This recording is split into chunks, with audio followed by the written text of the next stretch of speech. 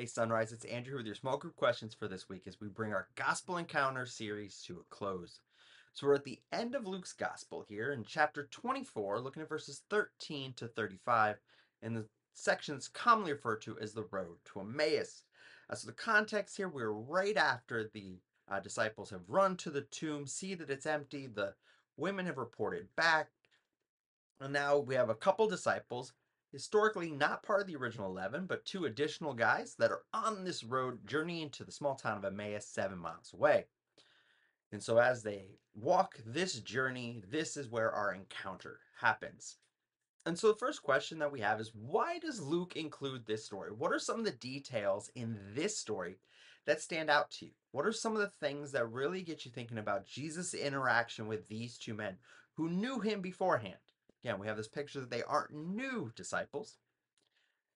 And so as you work through the text, why are they blind to who he is?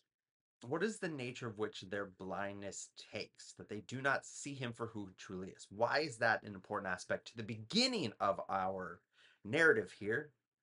And then how does that connect to the end where their eyes are opened? How do we see this progress all the way through?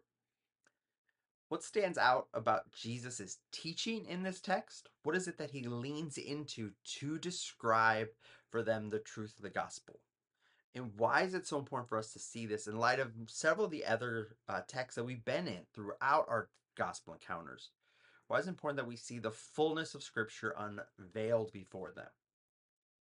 So, again, as you begin to piece this together, what are some of the things that stand out to you in the disciples' description of the things that transpired in Jerusalem? So, Jesus asks them what's going on, they give him an overview.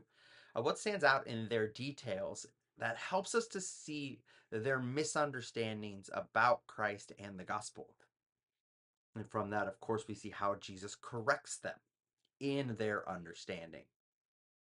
So as you again work yourself through all of this text, bringing the fullness of all that we have studied together, we then see their eyes open with the breaking of bread.